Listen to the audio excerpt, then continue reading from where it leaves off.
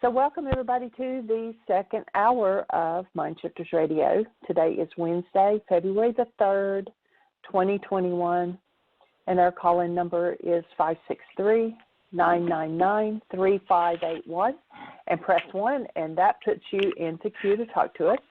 And I hear Michael's already picked up with us, so welcome, Michael. Thank you, dear heart, and welcome everybody. We are once again honored and delighted that you're here to assist in moving this conversation about first century Aramaic forgiveness forward on a global scale, making it available to more and more minds every day. And we're going to pick up on our reading from the chapter on feelings, our guidance system, chapter 4 of the book. And we're on page 20 if you want to pick up and join us there. And I was just in the middle of doing a feelings exercise, checking in on emotions exercise with the character Richard in the book when we completed yesterday. And I had pointed out to him as he touched the place where he was experiencing some of his energetic movement that his hand was on his own structure. And he's stepped in to interrupt, and I'm just going to ask him to hold on for a moment. So let me just go through the rest of the exercise, Richard, before we get into a discussion. Would you close your eyes again for a moment? We've just had him close his eyes and let himself go through different emotions. So take a deep breath, and where you felt sadness, allow yourself to be aware of where that sadness is. Take a breath and let it go. Allow yourself to be aware of where the fear was. Take a breath, let it go. Where was the anger? Be aware of where that is in your physiology. Take a breath, let it go, and then that pain that you're feeling. Let yourself be aware of where that is, and let your breath go to that pain. Let it soften and let it loose. You know, it's interesting when we begin to treat pain as a sensation rather than as something terrible, oftentimes its whole character and nature changes. So I ask him to just let those things go, and then ask him to tap into the feeling of joy and aliveness. And ask him to open his eyes, and instantly says, that feels better. How did you feel each of the emotions that you just had? I recall an experience that caused those feelings in me previously, I guess. And what did you do to recall that experience? What specific was the mechanical process? He says, I'm not sure what you're asking. What happened in your mind to get each of those feelings you just felt? He says, well, I thought about something that caused those feelings. Is that what you mean? Yes, sort of. Notice, to feel a feeling, you had to think. You had a thought, right? Feelings, and here, you know, we've been substituting the word emotions. There was a distinction I did not have 30 years ago when I wrote the book between feelings and emotions. So emotions are shadows of thoughts, I offered. In the last 2 minutes, you had several different emotions, correct? Yes. And whose thoughts caused those feelings? Mine, I guess, he said, looking a little confused. But I had the feelings because of the event I thought about, not because of the thoughts I had. It sure looks that way, but I think it actually works differently, Richard. What was one of the scenes you thought of in order to feel anger? Oh, I just had to think of my wife leaving me and being alone as a result of her action, he said. What if you were to think about her leaving and at the same time hold the thought, I'm ready to do my whole life differently. What an opportunity to heal. He says, but I would never think like that, Michael. After this experience, you just might change your mind. Give it a try, see what happens. Get into thinking about her leaving and allow yourself to generate thoughts of excitement about doing your life differently and the opportunity to heal. Think those thoughts as true, exciting thoughts about your life and just see what happens. Well, I'm not feeling angry. Actually, I feel anticipation how life could be. But that's not true. I'm angry with her. Notice, Richard, it is your thought about the event and not the event itself that causes your feelings.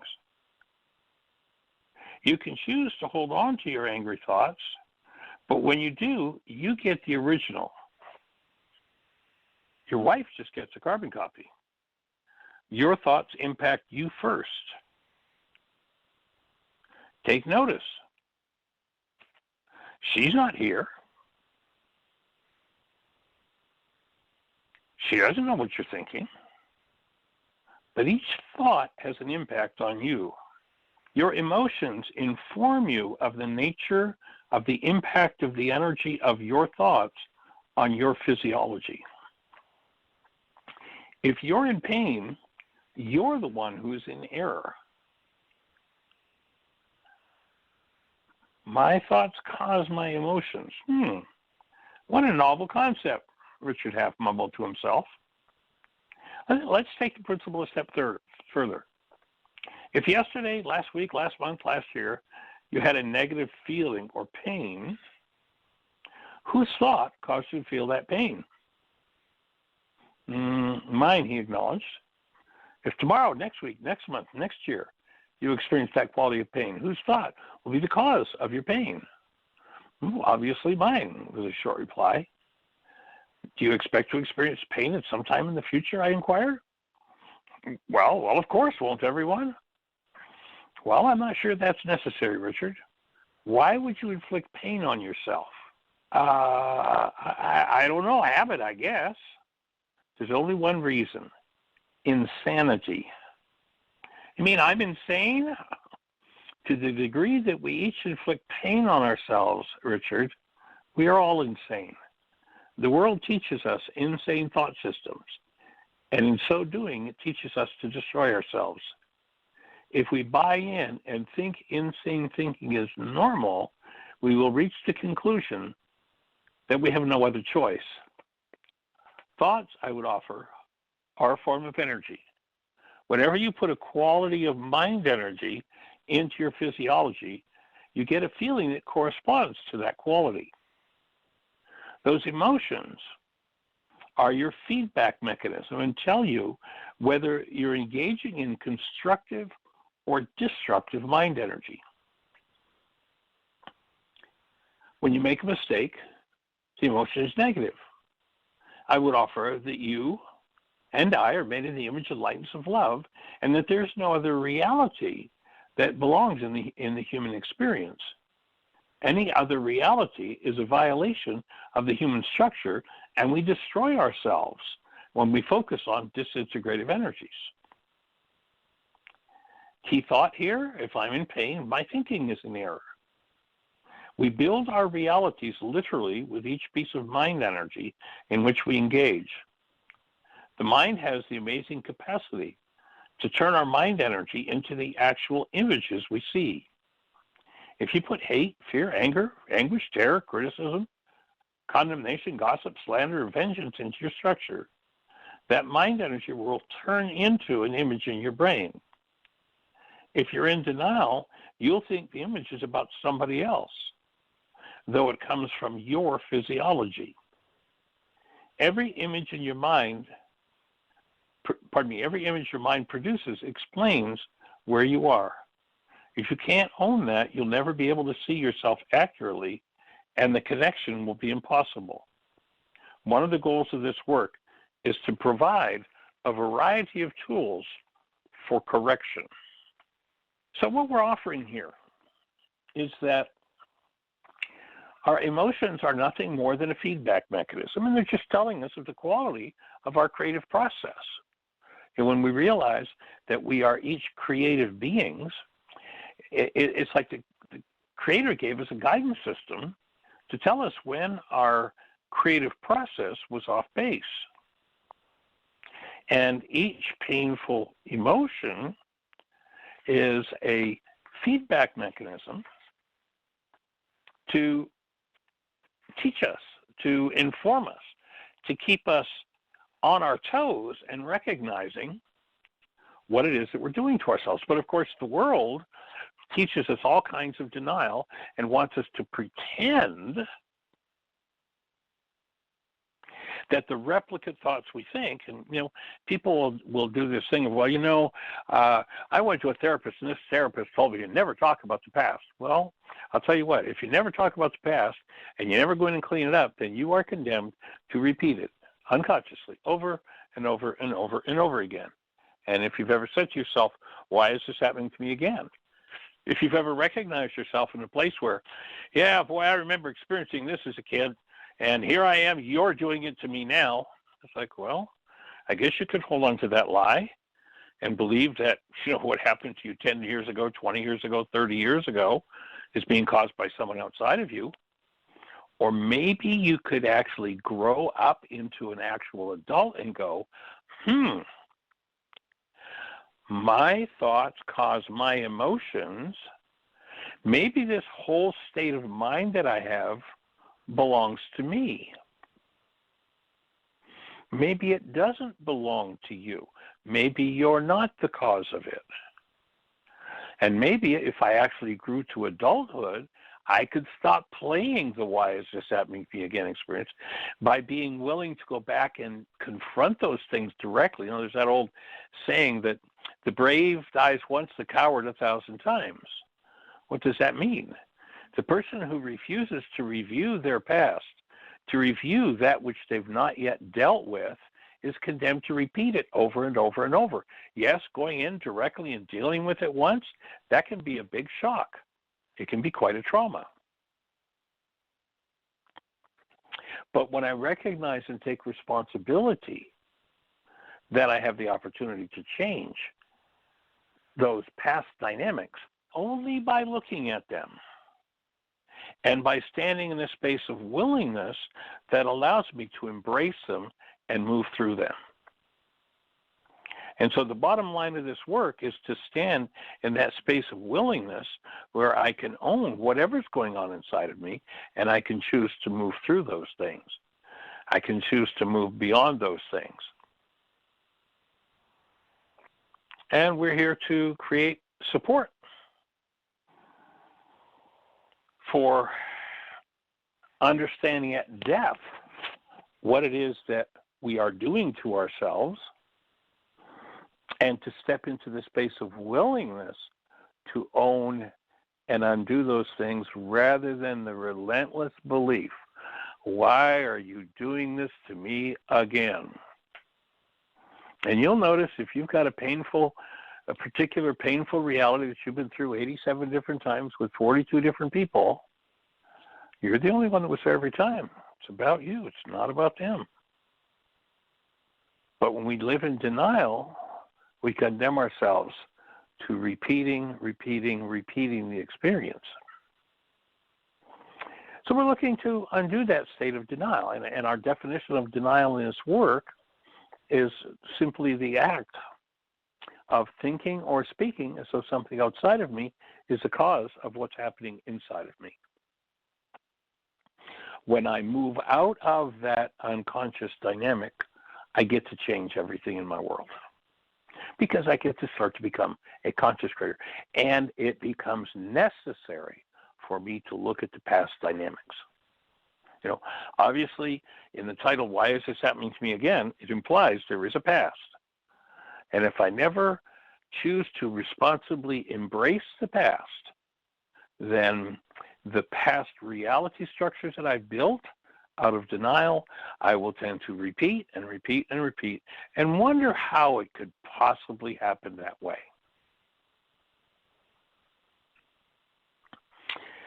And so that's kind of the bottom line of where we're heading with Richard as a character, and where we're heading in understanding these tools and digging into the deepest hidden parts of the mind, those things that flow from the past, and being willing to undo them.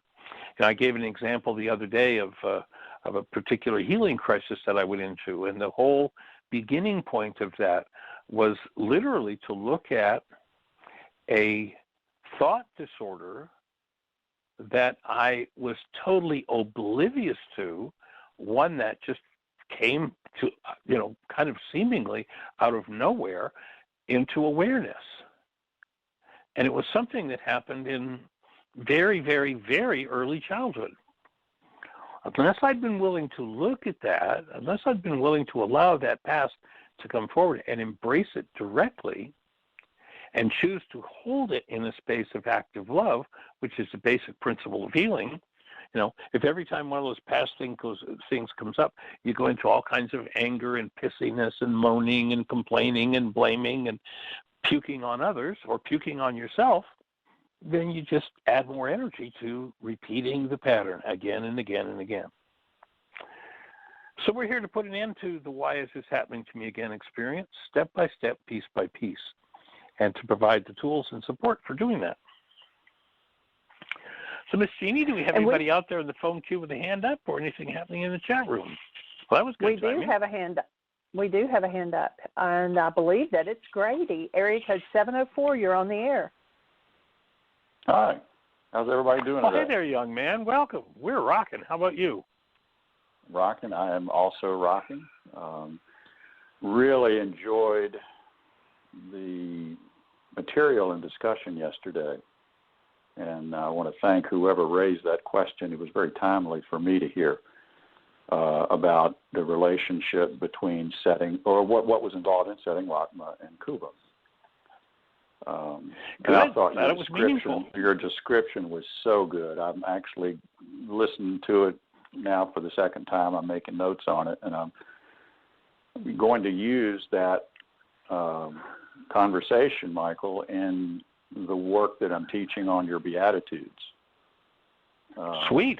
In the use of things and the parallels that come into this. I'll not overly chat about it, but go for it.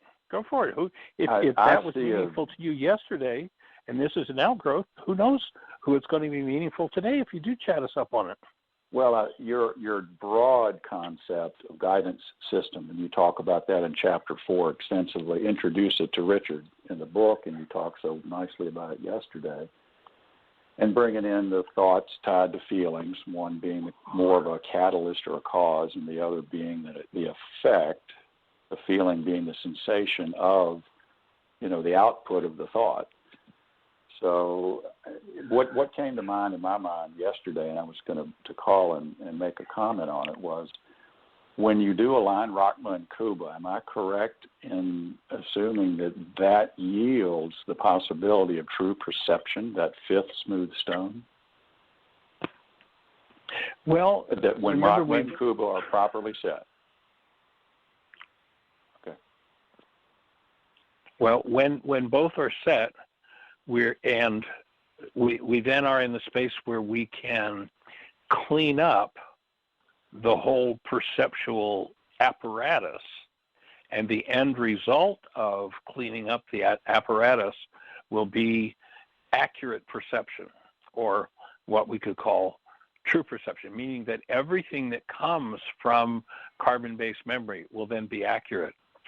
And if you look at the chart from the Laws of Living class, we actually created an upgrade from that and made note that the fifth smooth stone in that regard was enlightened perception. And that is where we've quieted carbon-based memory with all of its past. I mean, anything that comes from carbon-based memory is obviously from the past. In order to represent itself, it had to be there in the first place. And so perception through carbon-based memory can give us all accurate information about the actuality of the moment, but it can't give us that actuality.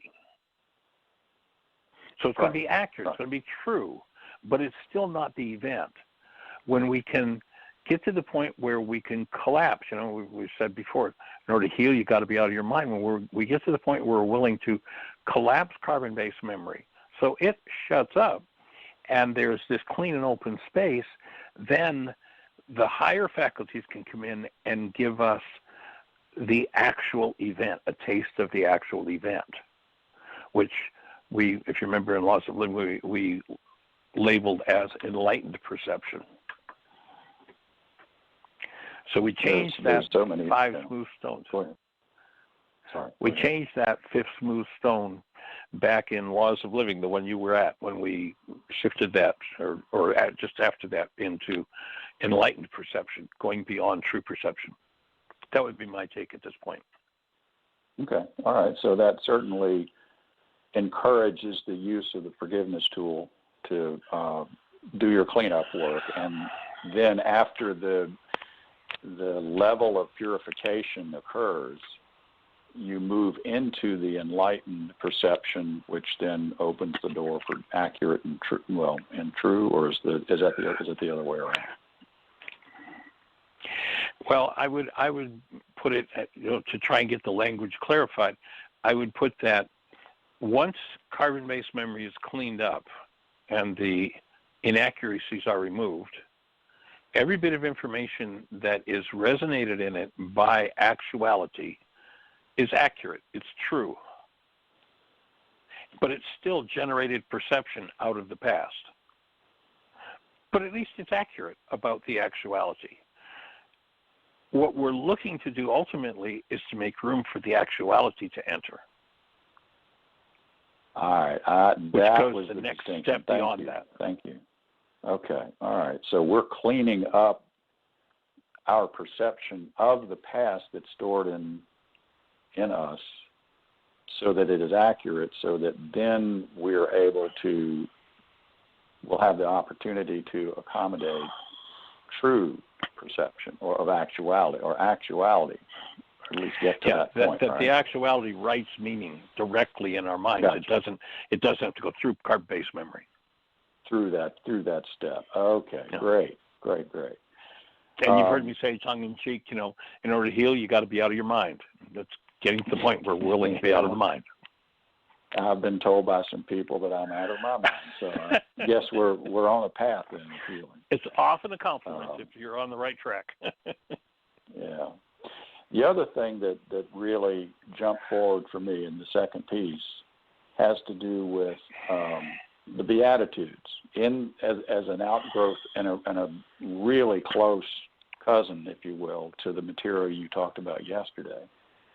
And in the discussion that you have presented, Tuve Hun is a key word that involves, I think, setting properly of Rachma and Kuba. And yes, it would. To me, that also ties into what in the Enlightenment book that you worked on and re-edited recently to re-include or include again Yeshua's protocol,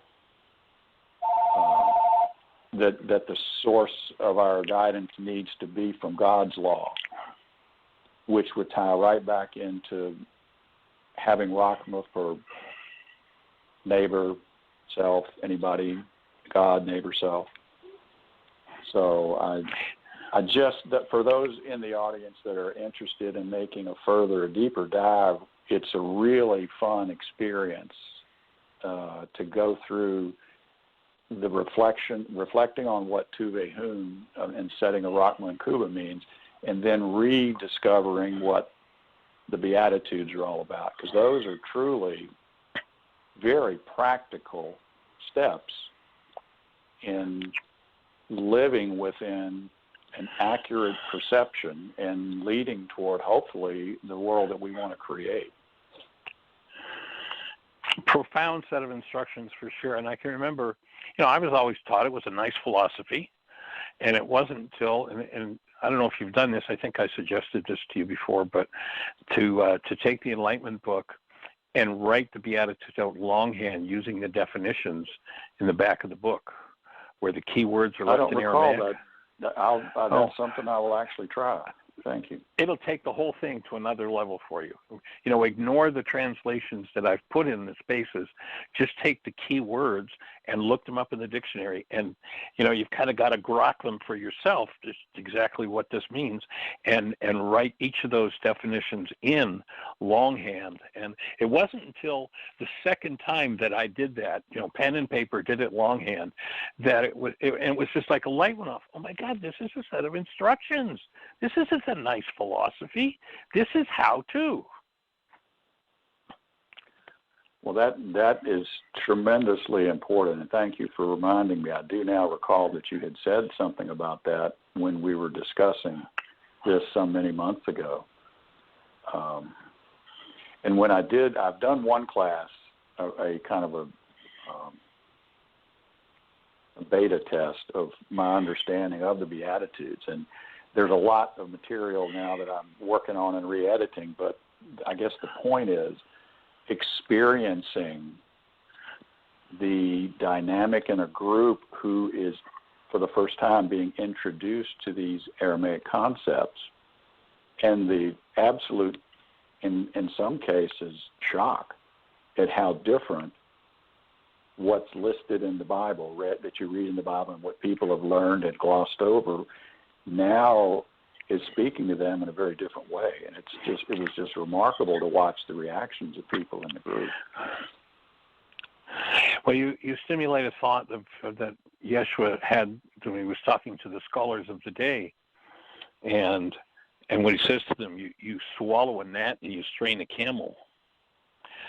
And, it's like there's so many huge things that are, or pardon me, you strain a gnat and swallow a camel, the reverse of that. And there's so many huge things that people just ignore.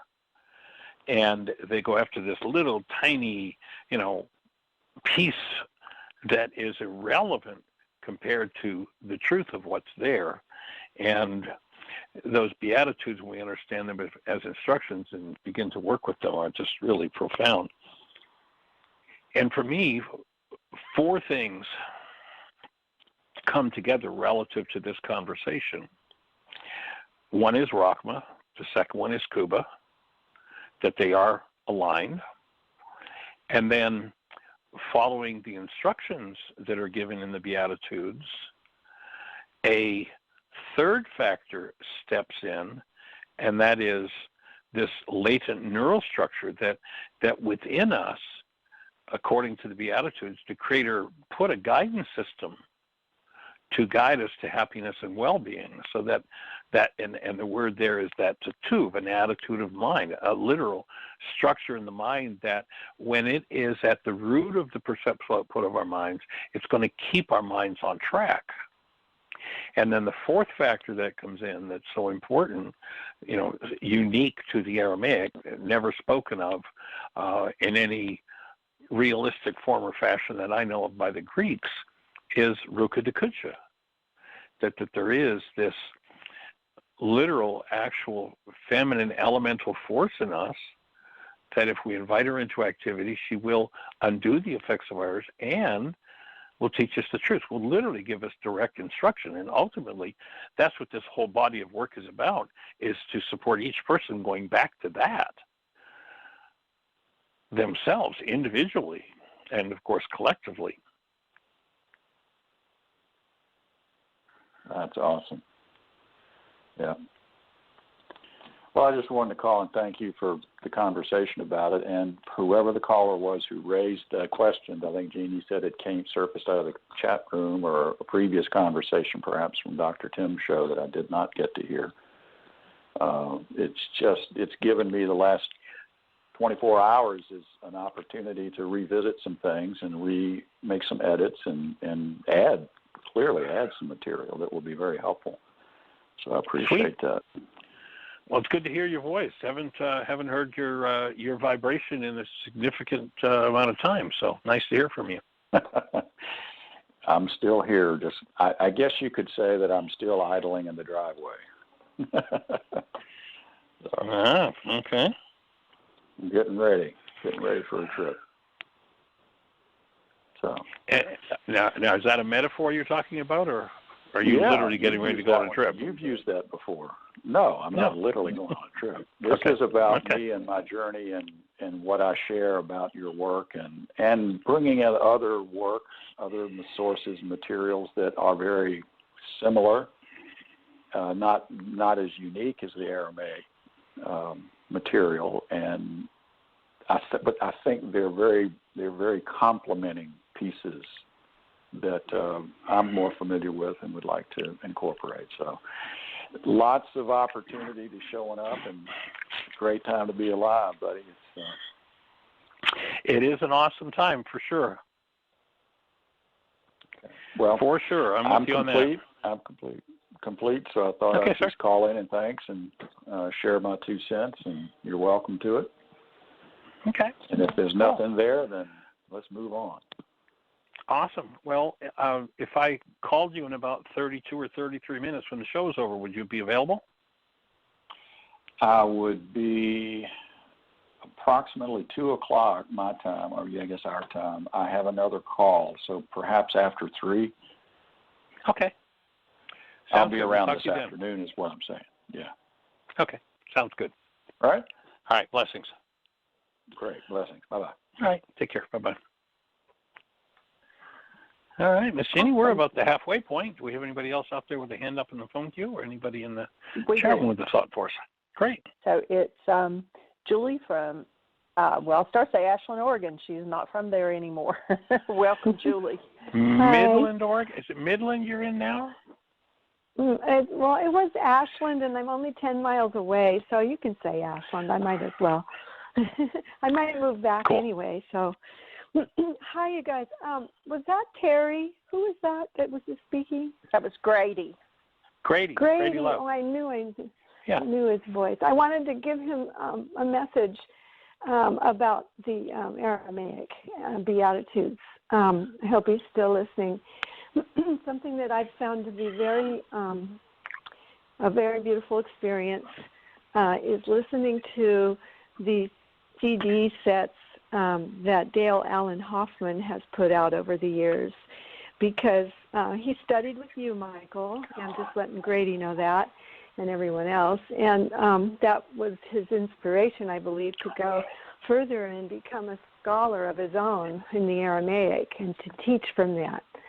And I think the one that, it's called Home in the Emptiness. It's a CD called Home in Emptiness, Yeshua's original Aramaic Beatitudes. And he goes through and uses the Aramaic words to literally define them or translate. And what I'm trying to get across is the beautiful, smooth, powerful language the Aramaic is, and to hear someone who speaks it. And he'll read them and go over each or several words or phrases in the Aramaic, and he repeats these words so much, and I've listened for years, and it just always sets my mind in Rachma, Cool. And I wanted to recommend that. And Dale has, a website and everything where you can order these things, and he often has sales where you can get a whole lot of his CDs in a set, and it's a really reasonable price. So I guess he's at daleallenhoffman.com, and Allen is spelled with an E, and Hoffman is spelled with an A at the end of man, Hoffman. And Dale is Dale. Allen, Allen, Hoffman, Hoffman.com. So thank you, Michael. I felt that you would probably be okay with me saying that, because you have had many experiences with Dale, which maybe you'd like to share, and I'm complete. Yeah, there's a whole year of Aramaic Fridays that we did with Dale. So back in the archives from, I'm not even sure what year. Jeanie, do you remember what year that was? 2012? 2014, I think. 14. Yeah. I love so people can go back to the archives every Friday for a year. We did that, and we have a 4-hour video that we did with him called Aramaicisms, which is a term that I coined to represent our efforts to bring back the first century meanings of the Aramaic words, which are so profound in their meaning. Yeah, and just, using the words like you teach about words, the vibrational truth in them and resonance, right? It's just, it ignites in me a recognition of all that's being taught. It just rings so true for me. But I'm a musician. I'm kind of an audible person, so well, anyway, I have to go. I'll be listening, but I just wanted to communicate that, and thank you, and see you later today. All right, blessings. See you at 6 o'clock. 6 o'clock our time. All right, blessings. Bye-bye. Okay, bye-bye.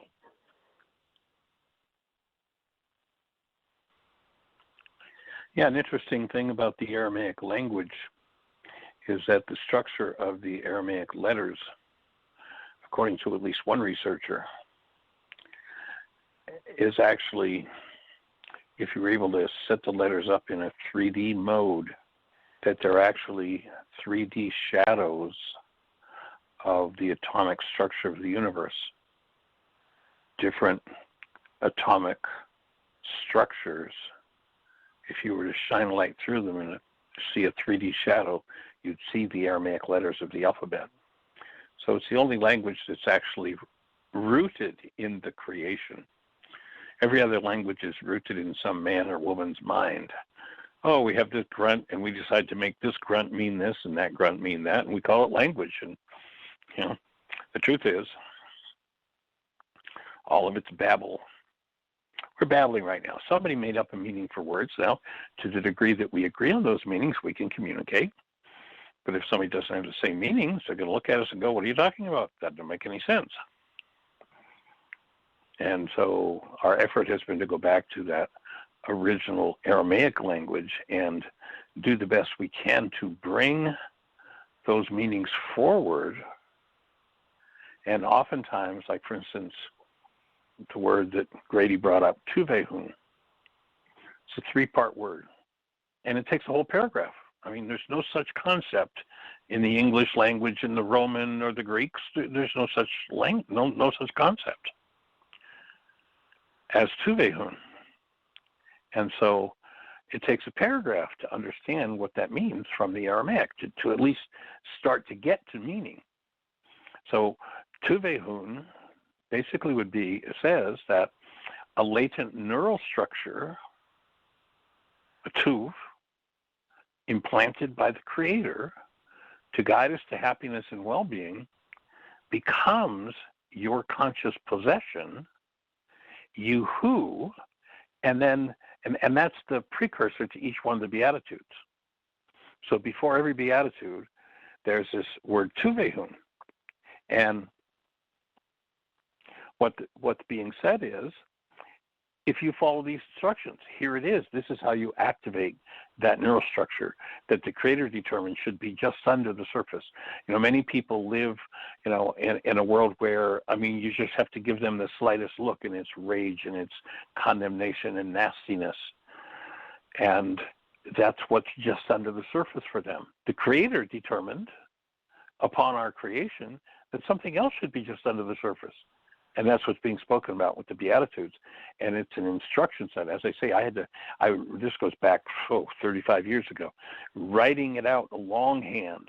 Actually, it's more than 35, that I sat down and took the Aramaic translations and the meanings of the key words and wrote it out longhand. And it was just like, the second time I went through it, it was just like this bingo experience. Oh, my goodness. This is how to activate this neural structure. Isn't it about being in some sort of, nice philosophical place? Application becomes key. Otherwise, something else is below the surface. And it's time for us to clean up what's below the surface. That was kind of where we started at the beginning of the show, with feelings or emotions, our guidance system. That our emotions tell us what's going on inside of us. And if it's not in alignment with that tube that the Creator put in place, then we do all kinds of crazy things to ourselves, to each other, to the people around us. You know, there's an interesting song that was pretty popular years ago that reflects when that tube is not active. And the song title was, the melody line of the song was, "You only hurt the one you love." What does that mean? It means that what's beneath the surface is some sort of unresolved hostility or fear from the past that, when tipped into action through resonance, is just too easy to make your brain's image of someone else out of it, and now find a way to puke on them for what they've done to you, quote unquote, done to you, that you've done to yourself again and again and again. And so the willingness to be responsible and step back into cleaning up that carbon-based memory system becomes key in this process of healing and wholeness, and leads to the expression that Yeshua was working to offer to and transfer to people.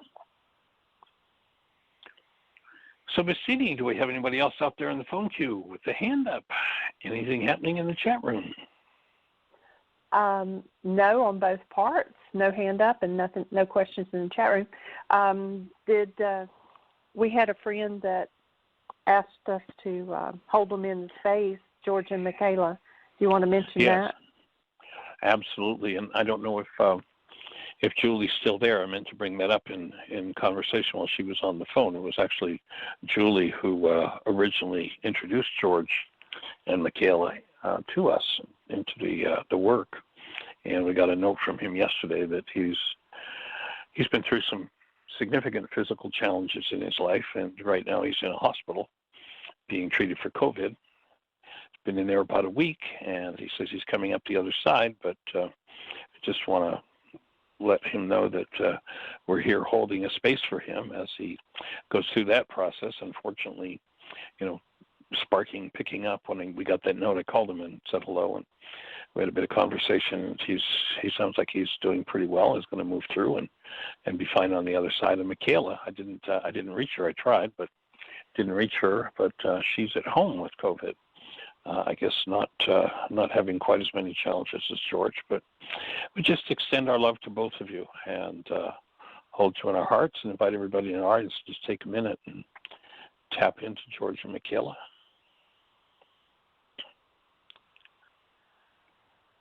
Holding you in love.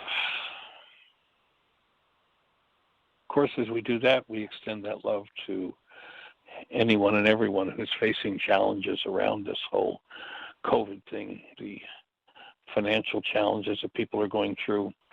It's interesting how much of it's been turned into some sort of a political football, and want to blame some politician, more of the blame game over what's happening. And the problem is there's this weakened immune system that people have that makes them vulnerable to this organism, and turning one's anger and rage into political footballs, and this is the effort to do this to us and that to us. It's like, well, it's certainly created a lot of problems, but what's created a problem is the fact of COVID, the fact of this disorder going through the culture, and the fact that we can be responsible for our immunity and step our immunity up and strengthen ourselves, move to the other side, and in the meantime, hold space for everyone who's been touched by this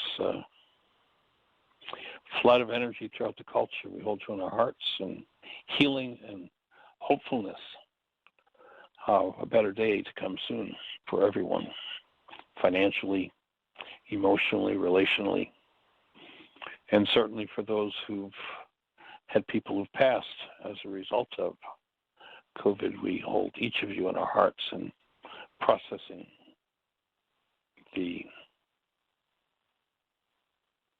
pain of apparent loss and moving through those trials and traumas. So we're here just being the space, holding the space, reflecting active love to every mind, heart, and being on the planet. And breathing with everyone. Big key to the process of healing is being able to breathe. And so if you're out there in listener land, we've covered quite a bit of territory in 45 minutes. And I can only imagine there are 1,000 questions going on in many minds. And so if you're out there in listener land and you're on one of those, listening on one of those stations where we can't see you in our control panel, our call number is 563-999-3581. If you call that number, you'll be listening to the show. And then if you have a question, you push 1. That will raise a hand in the control panel, and Jeanie will know that you want to talk to us, and we'll be having a conversation. So what does that resonate for you? What comes up? You know, it was great to have a tie back in with yesterday's show and the question about Rockman and Kuba, and thanks for bringing that to the next level, Grady, of refinement and bringing forward the next level of understanding. So what kind of questions does all of this arouse for you? Brahma, Kuba, Ruka, Tubehun, Beatitudes, neural structures. I can't imagine anything other than 1,000 questions swimming around in many persons' heads. And so if you've got a question for us, there's somewhere we can help you to refine that. You know, this work is about building the brain cells so that this carbon-based memory system can produce perceptual constructs that are accurate and based on the truth of the energy that's moving within the creation, rather than the perceptual constructs being based in simply what's moving within carbon-based memory. And our offering is that hostility and fear are indicators that one is caught in a perceptual construct that is false. A perceptual construct based in some form of hostility or fear is itself informing you that your perception is off base. And so the idea of forgiveness is to bring the mind to a state of corrected perception, so that whatever the mind feeds to us, its energy feed is in alignment with the truth of what the energy movement is within the creation. You know, if you've ever stood and in front of or sat in a courtroom, and listened to 6 different people testify about an accident they all witnessed, you could often wonder if any 2 people were at the same accident. Their descriptors are so different. Why are they so different? Because each observer, while they think they observed the accident, did not observe the accident at all. What each observer did was observed what was moving in their own minds. Only the person who was out of their mind and in their higher intuitive faculties could actually experience what happened directly. Otherwise, most people's experience in every instant of their lives is a reflection not of the actuality, but whatever it is that the actuality, what actually occurred, resonates within the individual. So let's use a simple example. You know, the facts of the case are that there was a guy driving a car that went through a red light and hit a woman in another car. That's the actuality. But the person with a bias, let's say, for instance, against women drivers, who knows that women drivers are just terrible and always at fault, gets up and testifies that they saw the woman drive through the red light and hit the man. And that individual is not lying about what they saw.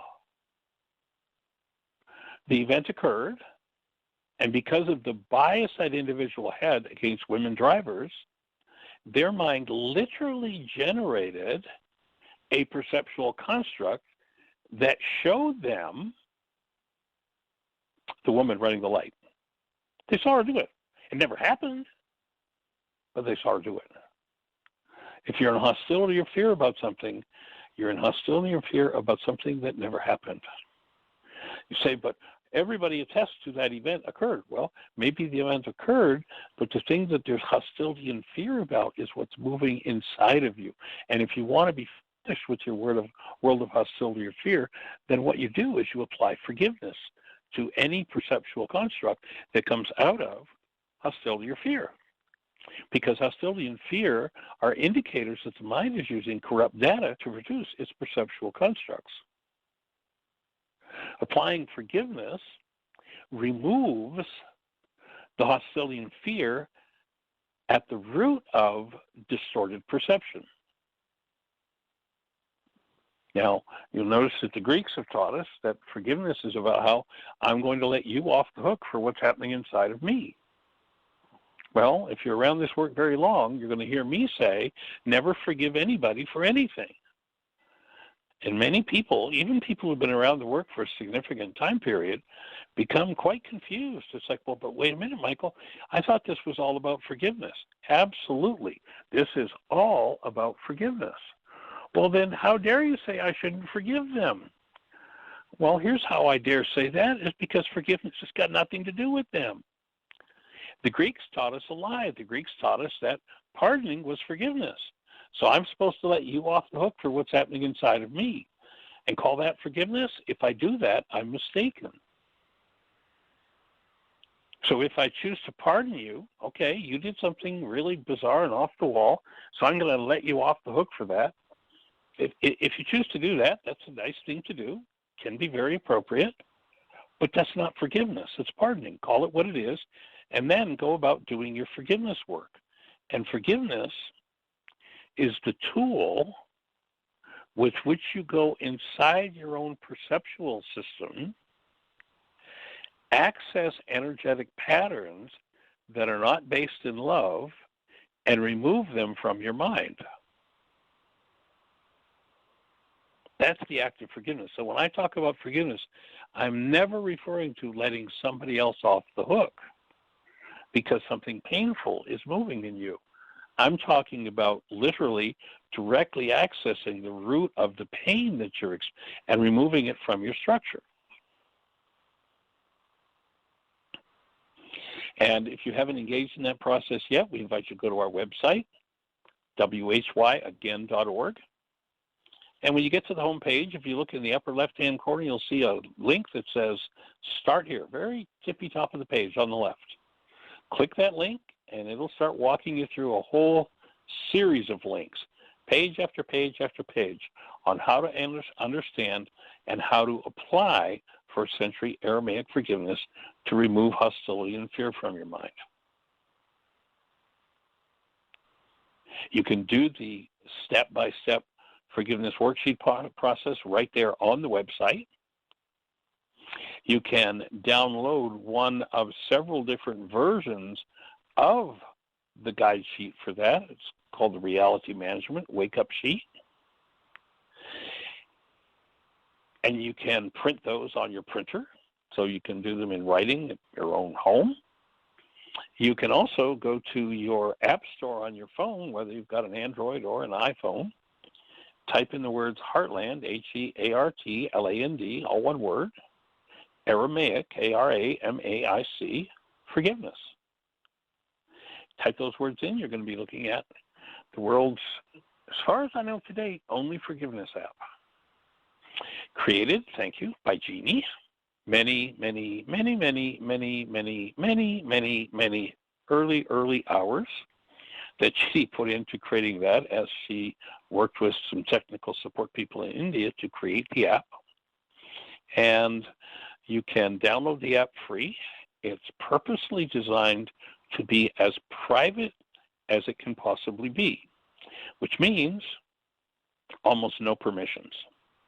You know, oftentimes you load an app in your phone and it wants to control your camera, it wants to be able to send texts, and it wants to be able to make phone calls and blah, and access your content. None of that.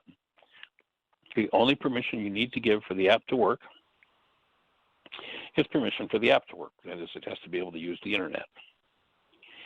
When you complete doing one of the two versions of the worksheet, if you choose to keep a record, you can hit a print button and print a PDF of it, so you'll have a record. And then it will ask you for a second permission, and that, of course, is that it has to store it somewhere. So it's going to ask for permission to store it. But otherwise, there are no permissions required. The app has been very purposely designed to make sure that whatever you put in it is yours. It's private. No one else can see it. No one else has access to it but you. And so you can trust that you can tell that app anything. Let out your most secret, deepest thoughts. It's only for your use. And if you complete a worksheet and you shut the app down, it goes back to the digital world. There's nothing left of it. If you choose to write a PDF and save it, then you have the only access to that piece of information.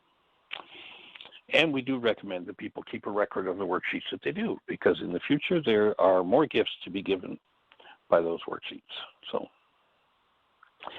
there are different ways that you can access the information, and we've got about 4 minutes left. Do we have anybody out there, Jeanie, with a hand up in the phone queue or anything happening in the chat room? We do have a Skype caller. So great. Let's say hello to our Skype caller. You're on the air. I wonder if this might be Peter.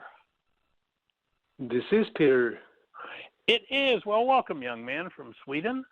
How are you? Well, I am great. I did have a question. I don't know if there's time enough, but well, let's go for it. I had the experience very clearly that something happened, actuality, and my perception went down this road, and I saw myself, I caught myself, and I heard my mind saying, so bring conscious active love to this situation and the healing process will take place. Yes. And although I was able to stop myself stop my mind, I should say, stop my mind there, and aiming for the conscious active present love, it felt very artificial. And yes. That's kind of my question. Okay. Well, I understand that quite well. Been there, done that.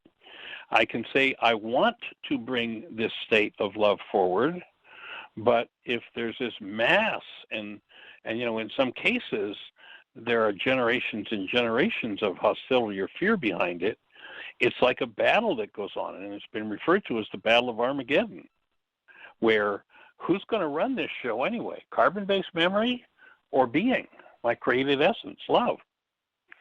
And the process is one of love, the truth of the being that you are, wrestling back control of your own mind and body. Because you can, intend and want to go in a particular direction, but if there's this massive energy, I've got a dump truck over here that's filled with soil, and I want it to be in the garden, but wanting it to be in the garden and taking out the shovel and shoveling it into the garden are two different things. So what I hear you saying is you've entered into, in regard to this particular issue, a new level of processing whatever it is that your carbon-based memory holds around what was resonated by this issue.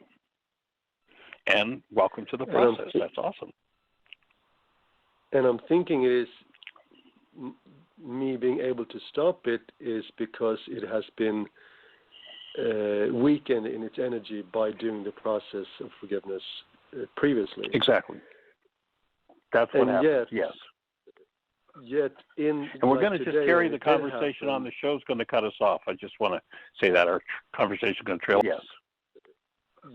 And we're going to just carry the conversation on. The show's going to cut us off. I just want to say that our conversation is going to trail off. But go ahead. We'll carry as long as we can. So even though it did feel a bit artificial, just to the best of my ability to actually, in the midst of happening, just do it. Just do it. That's what I hear you say. Next layer. Clear out the next layer. Clear out the next layer. I want the dirt from the dump truck tree over there. I'm going to do it shovelful by shovelful by shovelful. If hostility or fear is in my mind, I'm going to clean it out worksheet by worksheet by worksheet until there's no room. You know, you've heard me say before that there's a line in the Lord's Prayer, that, or what was called the Lord's Prayer, that can be properly translated as asking the Creator, carve out a space in me for your wholeness. Whatever this issue has resonated for you, my offering would be